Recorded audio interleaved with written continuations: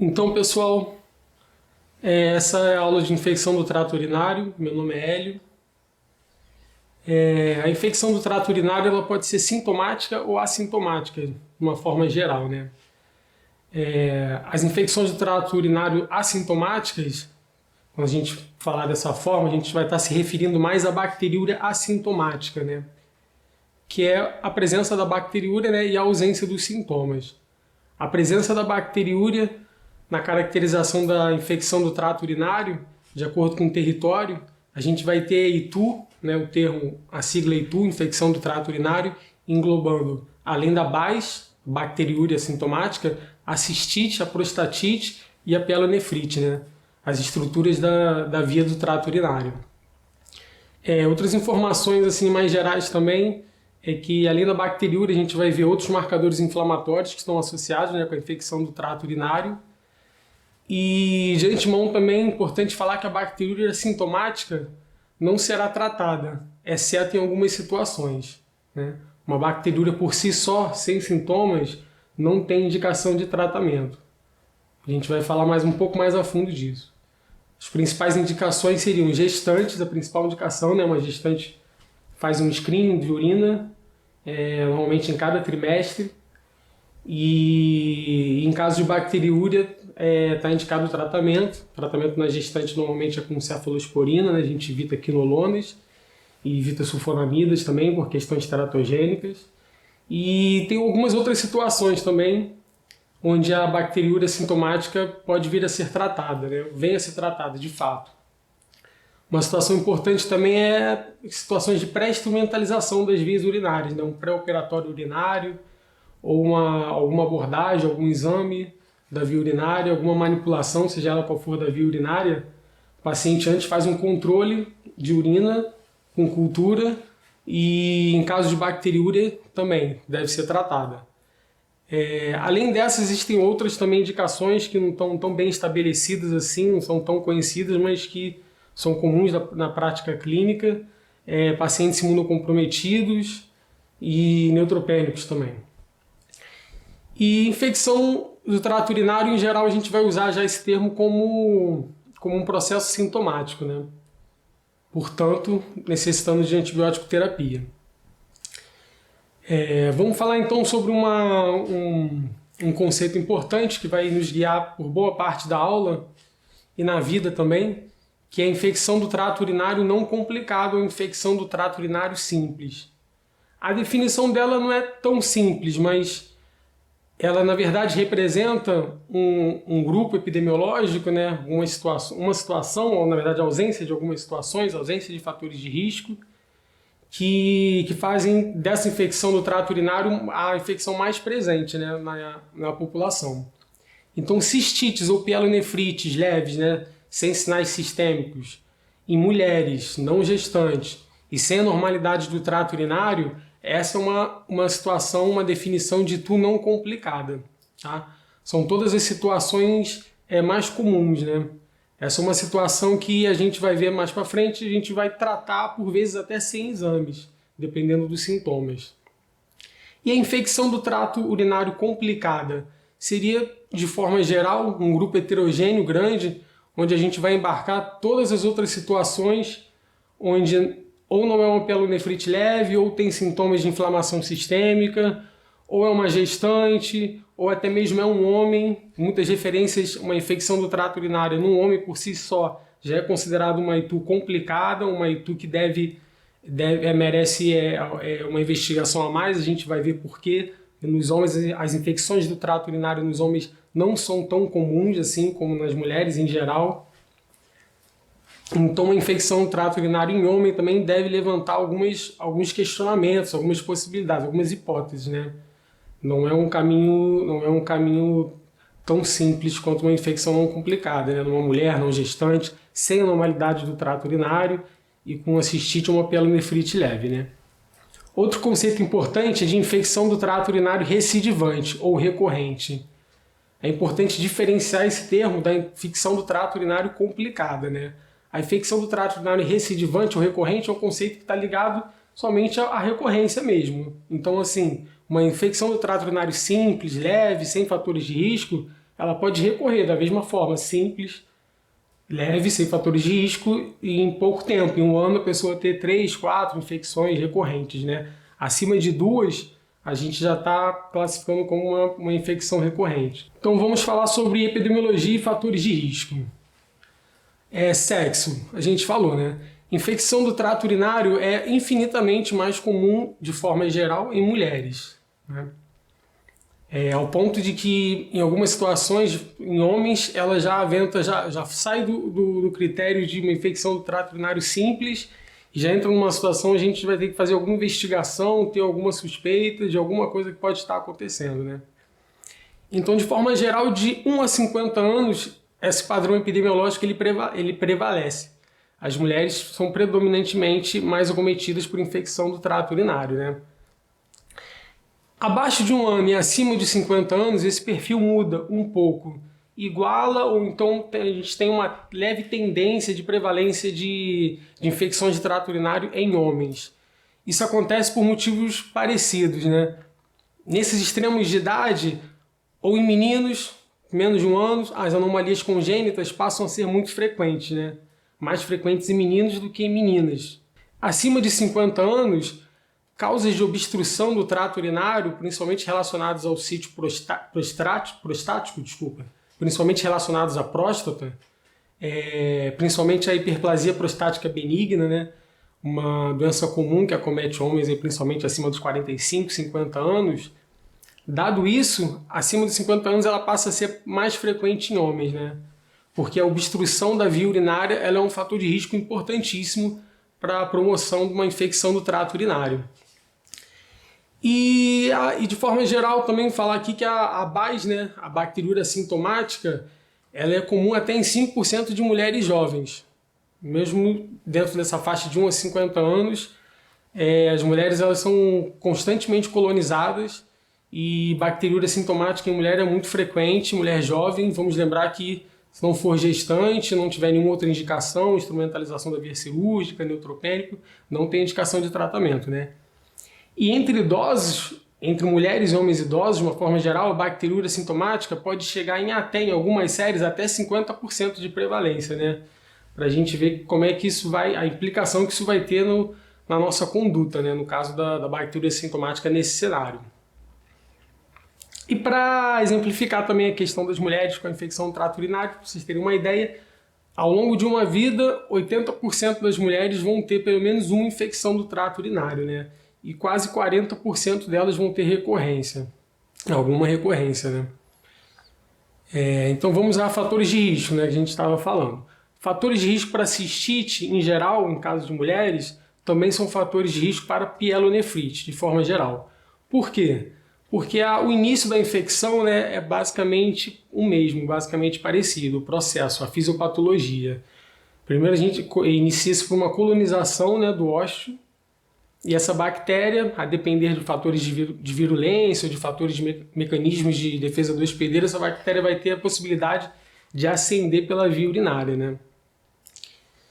É importante citar também que nem toda pielonefrite tem sintomas de cistite. Esse é um conceito muito importante. A gente lembrar, inclusive, de um quadro clássico de pielonefrite, uma doença aguda febril com dor lombar, né? Ao exame por percussão positiva na loja renal. Então, pode não ter sintomas de isúria, hematúria, polaciúria, esses sintomas que são mais associados à cistite, eles podem perfeitamente não acontecer em caso de pielonefrite. Tá? Fatores de risco independentes para infecção do trato urinário. 3 importantes.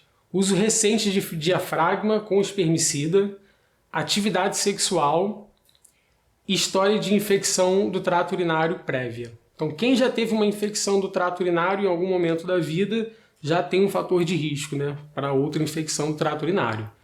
Atividade sexual é um fator de risco que está relacionado com a constância mesmo, com a frequência.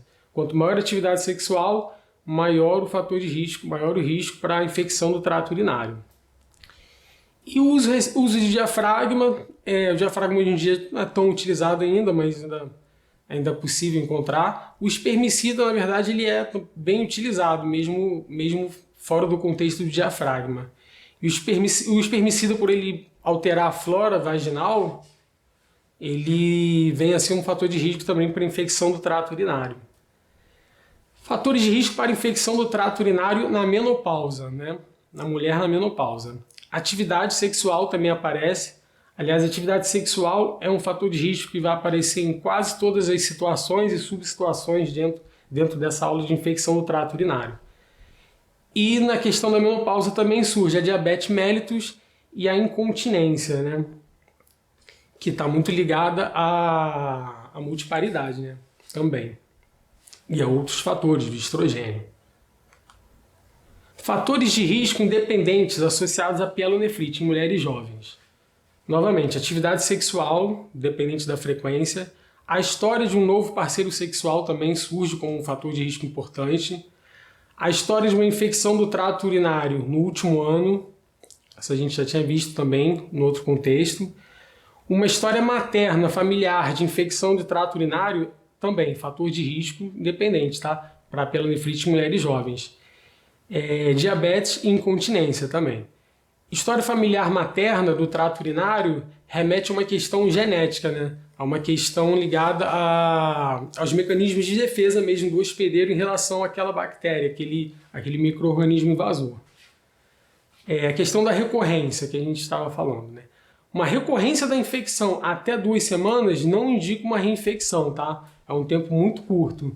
Tem que observar o foco, tem que investigar um foco, ver se é um caso de um homem com uma prostatite, que a próstata, no caso, pode ser um foco de permanência, ou uma mulher mesmo que tem algum outro foco. Então, provavelmente vai ter que investigar, ver o caso, ver se vai precisar de fazer algum exame de imagem, alguma investigação a fundo, né? Sequências de recorrências de TUR. Existem alguns fatores de risco, vamos dizer assim, né? Algumas situações que favorecem um cenário clínico que são de muitas recorrências de TUR. Algumas mulheres têm uma infecção do trato urinário, ainda que leve, e depois, um mês depois, pouco tempo depois, tem outra. Daqui a pouco tem outra, né? São recorrências, né? E TURs em sequências. Essa é uma situação que o clínico, junto com a paciente, né? Com o paciente, tem que, antes de mais nada, buscar algum novo fator de risco. Dentre os fatores de risco que a gente vai ver, está vendo da infecção do trato urinário, algum fator de risco novo que tenha surgido na vida da mulher, né? Pode ser um novo parceiro, ela começou a usar um creme, buscar alguma doença, ou alguma coisa mesmo que não esteja, por vezes, ligado a essa lista de fatores de risco, mas que a gente associa a algum cuidado, alguma coisa que mudou, que pode estar predisponendo aquela mulher àquela infecção. E aí alterar em relação a isso, né? Ter alguma ação em relação a esse comportamento. Existem 2 situações também importantes. A própria antibiótico terapia está associada com a recorrência, embora não seja tão comum, né? E nem tão pouco vamos desindicar a antibiótico terapia por causa disso, né? Mas é para tentar, na verdade, o uso racional do antibiótico, né? A gente tem que lembrar que a antibiótico terapia ideal, ela não vai ela não deve apenas matar a bactéria que está fazendo a infecção, né? Não todas as outras que estão colonizando, né?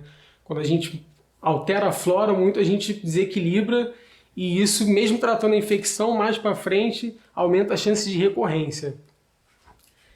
E a própria descamação do epitélio após uma infecção. Dependendo da infecção, quanto maior o nível ali de gravidade, quanto maior o dano tecidual, a própria cicatrização e a descamação desse epitélio pode causar algum grau de obstrução ou algum fator promotor de crescimento bacteriano, né? Outros fatores de risco aqui para recorrência de infecção do trato urinário, agora em menopausa, em mulheres com menopausa. Novamente, atividade sexual, uso de espermicida, um novo parceiro sexual, uma infecção do trato urinário antes dos 15 anos de idade e uma história familiar materna de infecção do trato urinário. Os únicos fatores de risco comportamentais desses todos que a gente está vendo, comprovados até então, são atividade sexual e uso de espermicida. Tá bom, gente? Fatores de risco para itu recorrente em mulheres pós-menopausa. História de itu na pré-menopausa, ou seja, uma mulher que já teve infecção urinária, infecção do trato urinário, alterações anatômicas que alterem o esvaziamento vesical e incontinência urinária, né? Que são situações relativamente comuns em pós-menopausa, ligadas às questões hormonais e ligadas também à gestação, à paridade. E na gestação, vamos lembrar aqui, a gente trata a bacteriúria sintomática, né? A gestante faz o exame no primeiro, no segundo e no terceiro trimestre. A gente trata por quê? Por que a gente trata na gestante e não trata as outras bacteriúrias assintomáticas, né? E vimos, controlando os grupos, que somente em gestantes a bacteriúria sintomática ela levava a um aumento de risco de pielonefrite, e essa pielonefrite levava ao aumento de risco de prematuridade, né? De parto precoce.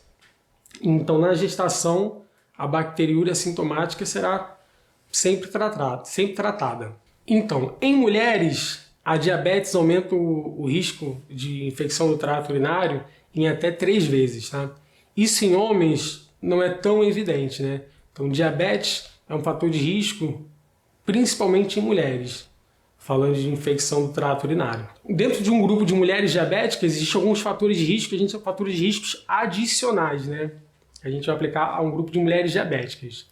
Então, entre mulheres diabéticas, o tempo de doença, quanto tempo ela tem a diabetes, se ela usa insulina ou não, se ela tem alguma disfunção vesical, ou seja, se ela tem uma bexiga neurogênica, né? Se ela já tem algum nível de acometimento de neuropatia periférica a ponto de causar uma disfunção vesical, ou alguma outra obstrução do trato urinário, ou uma micção incompleta, né? Esses fatores ligados à disfunção vesical em mulheres diabéticas são um fator de risco adicional para a infecção do trato urinário. Sobre homens agora. A maioria dos homens com ITU vão possuir alguma alteração anatômica. Isso é o que a gente falou lá no início da aula, né? Uma infecção do trato urinário em homens já foge daquela nossa definição de infecção do trato urinário não complicada, né? Ou seja, por si só, em serem homens, como não é comum, dado que a uretra é muito longa, fica mais longe, né, a bactéria para ascender. Em homens, como a uretra é mais longa, o caminho que a bactéria tem que percorrer para chegar até a vesícula, a bexiga, é maior. Em mulheres, a uretra é curta, né? Então esse caminho até a bexiga ele é mais curto. Então uma infecção urinária, em geral, de forma geral, é sempre muito mais comum em mulheres, como a gente viu. Então em homens a gente vai sempre pensar em alguma coisa, vai sempre que olhar alguma coisa. A principal causa de alteração anatômica em homens com ITU é a hiperplasia prostática benigna. E a circuncisão é descrito como um fator de proteção para a infecção urinária, infecção do trato urinário em homens, né? Vamos à etiologia. Etiologia das infecções do trato urinário. De forma geral, causada por gram-negativos entéricos, né? Como a gente falou, eles colonizam o introito vaginal e daí eles ascendem ao trato urinário, né? Ascendem pela uretra, alcançando a bexiga e podendo alcançar os rins também. Então, dentre os gram-negativos entéricos, Escherichia coli é disparado a principal etiologia, principal bactéria. Esse padrão se mantém também em todos os outros grupos de infecção do trato urinário, praticamente, tá? Mesmo as não complicadas. No caso das infecções do trato urinário simples, né, não complicadas, aí então que a Escherichia coli mesmo predomina assim, com algumas séries até 90%. Quais são outras etiologias, né, além da Escherichia coli, que vai ser a principal? Temos o Staphylococcus saprophyticus, né, que está muito associado a mulheres jovens, e Klebsiella, Proteus, Enterococcus, né, correndo aí em até uns 10%. ITU complicada, né, uma ITU que não se enquadra naquela definição que a gente deu de ITU não complicada, né? Por exemplo, aqui uma ITU com uma cateterização prolongada. Uma ITU de cateterização prolongada, uma ITU complicada. Ainda assim, nessa situação, a Escherichia coli permanece como uma etiologia predominante, tá? Então vamos lembrar disso. Não só nas ITUs não complicadas a Escherichia coli é a etiologia predominante. Nas ITUs complicadas, os pacientes sondados, longamente sondados, a Escherichia coli permanece como uma etiologia, como a principal etiologia, né? O que acontece no grupo das ITUs complicadas? Outros gram-negativos passam a ser mais frequentes, né? Muitos dos que a gente já encontrava mesmo na não complicada. Pseudomonas, Klebsiella, Proteus, Citrobacter, Acinetobacter, né? E os gram-positivos, eles passam a ser importantes etiologias dentro das INTU complicadas, né? Isso vai ter implicações importantes, né? Na hora de a gente definir uma antibiótico terapia. Principalmente na hora da gente definir uma antibiótico terapia empírica antes de ter o resultado de uma urocultura, né? Bom, dentre os gram-positivos principais, Enterococcus e Staphylococcus, né? E as leveduras também passam a ser uma etiologia importante na ITU complicada. Bom, patogênese da infecção do trato urinário. Como a gente falou, acontece por colonização do ósseo e ascensão da bactéria pelo trato urinário, tá?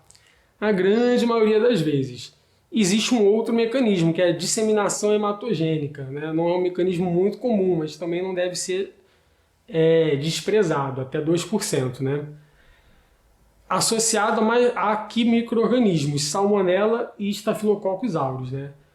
O isolamento de dessas bactérias numa infecção de trato urinário atenta por um fato muito importante, que a gente deve justamente olhar o resto do corpo, né? Buscar um outro foco fora do trato urinário.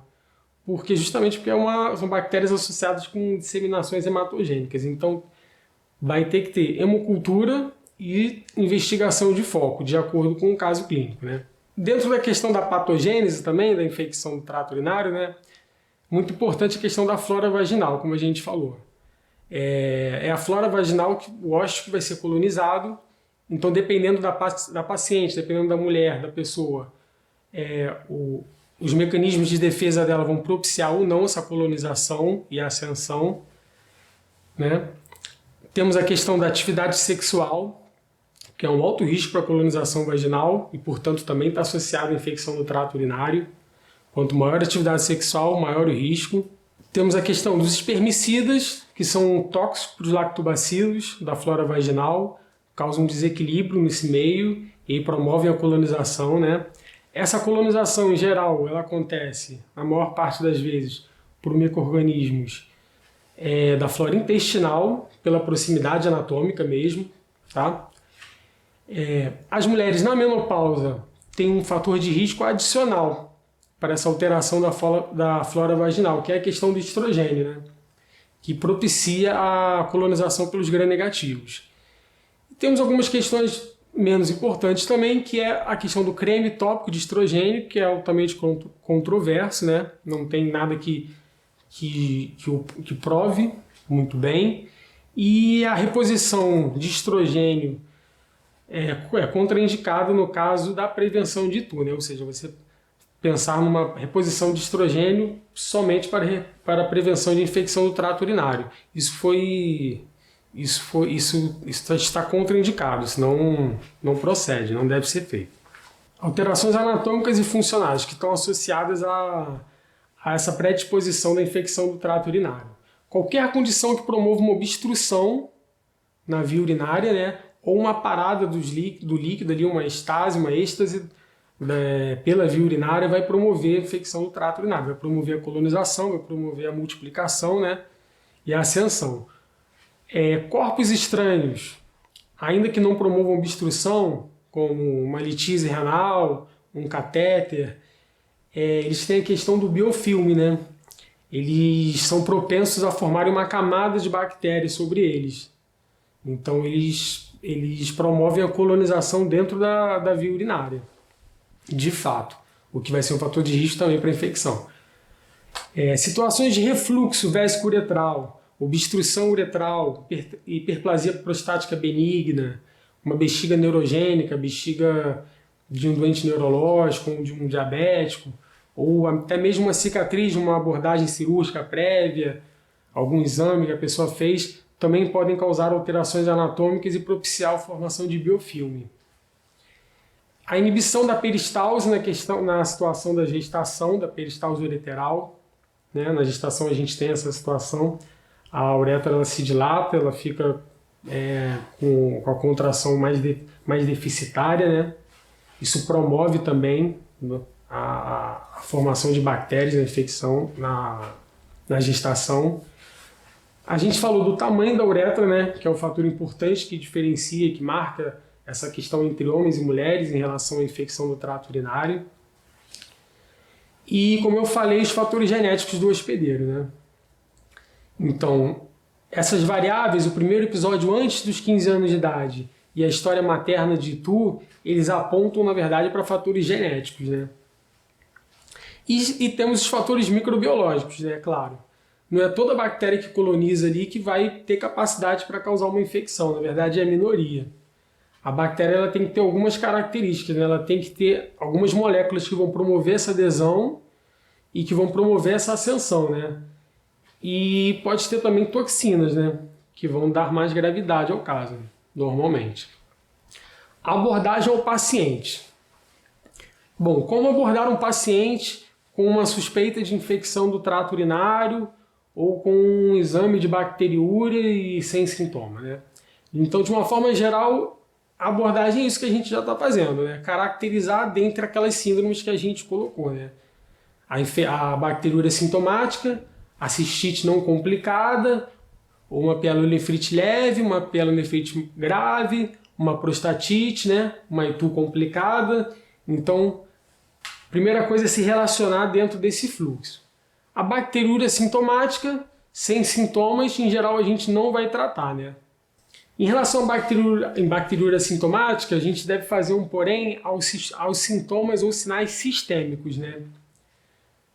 Febre, alteração mental, leucocitose, podem ser um sintoma que vai qualificar essa bacteriúria a ser uma bacteriúria sintomática e, portanto, uma própria infecção do trato urinário, né? Porém, esses são sintomas sistêmicos que a gente deve sempre ficar com o pé atrás, né? Eles são pouco específicos, eles não fecham totalmente o quadro. A gente começa o tratamento, porém não podemos perder de vista a investigação de outras causas, outros sítios, né? E outras situações. Isso é muito importante, porque na prática é muito comum, diante de uma bacteriúria, a gente olha um paciente e começa a buscar sintomas que a gente vai juntar com aquela bacteriúria para caracterizar uma infecção do trato urinário, né? Isso passa a ser um problema em mulheres jovens, saudáveis, não gestantes, sem alteração do trato urinário. Essa fórmula funciona muito bem. Mas num paciente já idoso, com outras comorbidades, por vezes acamado, sondado, né, buscar sinais e sintomas nesse paciente pode ser complexo, pode ser difícil, né? É um paciente que, por vezes, já tem muitos outros sinais e sintomas. Então, esse trabalho clínico vai ter que ser minucioso, de separar, tentar associar o que pode estar associado com a infecção, colocar para o lado da infecção do trato urinário e o que não pode, né? Sempre buscando outras causas, se for usar para isso sintomas sistêmicos. A cistite. A cistite, em geral, vai estar relacionada com sintomas, né? Disúria, polaciúria e urgência urinária. São os sintomas mais comuns da cistite. Noctúria, hesitação e desconforto, hematúria, podem também ser sintomas de cistite, mas são menos expressivos, principalmente se vierem sozinhos, né? Desacompanhados de disúria, de polaciúria e de urgência urinária. Esses são disparados mais comuns. Outra coisa, dor na loja renal. É um dado clínico que deve ser levado muito a sério, a gente deve estar atento, que é o dado que vai nos apontar para a pielonefrite. Esse é um dado. E o outro dado, a febre também, que também nos deve apontar para uma infecção no trato urinário alta, né? Esse era um termo que se usava, que se usa ainda hoje em dia, né? Infecção do trato urinário alta, que seria a pielonefrite, e infecções de trato urinário baixas, né? Que seria a cistite. Então, febre e dor lombar, principalmente febre, são sintomas que devem atentar à pielonefrite. Febre em homem com infecção do trato urinário deve atentar muito para a prostatite. Pielonefrite. A gente pode ter, então, quadros leves de pielonefrite, onde por vezes a gente vai juntar junto com a cistite e ter as mesmas condutas. São quadros leves, quadros com pouca febre, com pouca localização lombar, né? E temos os quadros graves de pielonefrite, que são os quadros mais clássicos, né? Febre súbita, febre alta, dor lombar em loja renal, né? E lembrando que os sintomas de cistite podem não estar presentes, tá? Jamais, nunca vão excluir um diagnóstico de pielonefrite a ausência de sintomas de cistite, tá? O doente não precisa ter disúria, não precisa ter polaciúria para ter pielonefrite. Muito cuidado. E febre, como a gente falou, o principal sintoma para fazer essa diferenciação entre uma infecção urinária alta e baixa, né? Bacteremia. Bacteremia ocorre frequentemente, né? Até 30% dos casos de pielonefrite. Então, suspeita de pielonefrite, mandatório, coleta de cultura, né? Mandatório. Algumas outras situações que marcam gravidade. Necrose de papila. A necrose de papila ela acontece principalmente em pacientes diabéticos e em pacientes com alguma obstrução urinária, né? É um quadro grave, um quadro rápido e se manifesta muito pela piora da função renal rapidamente. Por vezes o paciente já chega com uma doença aguda e com a função renal bem deteriorada, né? E essa disfunção por vezes é permanente mesmo, tá? Na necrose de papila. Temos também a pielonefrite enfisematosa, né? Que ela acontece quando essas bactérias elas produzem gases, né? E fazem formações gasosas dentro da estrutura renal, dentro do parênquima renal. Essa forma de manifestação, essa entidade, acontece basicamente, exclusivamente em pacientes diabéticos. E temos a formação de abscessos, que podem ser intraparenquimatosos e pararenais, né? Sobre os abscessos, a gente deve lembrar que eles podem ser oligossintomáticos, né? Dificilmente vão estar associados com algum sinal diferente na história do paciente. O que vai chamar muito a atenção do clínico para a questão do abscesso renal é uma infecção do trato urinário que não está respondendo ao tratamento. Mais de 48 horas sem uma resposta clínica efetiva de uma antibiótico terapia guiada por cultura. Devemos nos atentar para algumas coisas, inclusive abscesso, né? Os exames de imagem vão ser importantes nessa hora. Prostatites, então. Temos as prostatites agudas, né, e as crônicas, né? A aguda, de forma geral, o que vai marcar é a dor prostática, né? Uma infecção do trato urinário, uma disúria, uma polaciúria, mas o que vai caracterizar mais é a dor pélvica, a dor prostática e a febre. A febre é bem comum e deve sempre apontar infecção do trato urinário em homem para uma prostatite, tá? A prostatite ela vai ter que ser tratada por mais tempo, tá bom? Outra coisa, sintomas obstrutivos na micção também apontam para um quadro clínico de prostatite, né? A próstata, mesmo na inflamação aguda, ela pode aumentar de tamanho e pode obstruir, tá bom? A prostatite crônica, o que vai mudar? Como é que é um quadro? É um quadro insidioso, né? É um quadro, por vezes, uma história de cistites recorrentes, né? O paciente teve uma disúria, tratou, não tratou, daqui a pouco volta com a disúria, polaciúria, está sempre recorrendo sintomas de cistite. Pode não estar associado com dor pélvica, ou dor perineal, dor tipo prostática, no caso das prostatites crônicas, tá? Então, homens com episódios recorrentes de cistite, por si só, devem ser sempre investigados não só para prostatite crônica, como também para obstrução urinária, que por vezes é até a causa da prostatite crônica, um fator de risco, tá ali junto mantendo o quadro. É uma situação que por vezes o tratamento empírico, baseado na clínica, né, tratamento clínico, ele, dependendo do cenário, ele se faz importante. Ainda que se vai fazer vão ser realizados outros exames de imagem, fosfatase alcalina, né? O tratamento já pode ser iniciado. Vamos a alguns dados clínicos, então, que vão ajudar muito a gente a guiar a infecção do trato urinário não complicada, né? Infecção do trato urinário em mulheres. Mulheres previamente saudáveis com apenas um sintoma, apenas, dos clássicos de cistite, disúria, polaciúria, ou até mesmo hematura ou dor lombar, ela já tem uma chance de 50% de ter cistite, ou pielonefrite leve, por si. Apenas por esse único sintoma e por ser uma mulher previamente saudável, né? Então, a gente tem que lembrar daquele critério, daquele conceito de infecção do trato urinário não complicado, né? Não é uma mulher gestante, não é uma mulher com alterações anatômicas, tá? Não é idosa, não é um homem, tá? não é criança. Essa questão esse dado clínico de um sintoma é nesse cenário da infecção do trato urinário não complicada. E caso não haja corrimento vaginal e haja algum fator de risco para ITU, daqueles todos que a gente falou atrás, essa probabilidade clínica vai para 90%. Então, uma mulher previamente saudável, com um sintoma, exemplo, disúria, se não tiver um corrimento vaginal, alguma coisa que aponte para clamídia, para uretrite, e tiver ainda por cima algum fator de risco para ITU, exemplo, teve uma ITU no último ano, né? Tem uma história materna de ITU, algum outro fator de risco para ITU, ela já tem uma probabilidade de 90%. Nessas situações, a realização de exames é totalmente desnecessária. O tratamento vai ser iniciado, né? A gente vai ver os antibióticos que a gente mais usa vão ser Bactrim, as sulfonamidas, né? Fosfomicina ou nitrofurantoína, na maioria das vezes, né? Então, olha só, aqui também, disúria e polaciúria combinados, na ausência de corrimento vaginal, essa probabilidade vai quase para 96%, né? Essa também é uma situação desnecessária. A situação de 90% também é uma situação desnecessária, tá? Então, vamos marcar aqui essa questão do corrimento vaginal.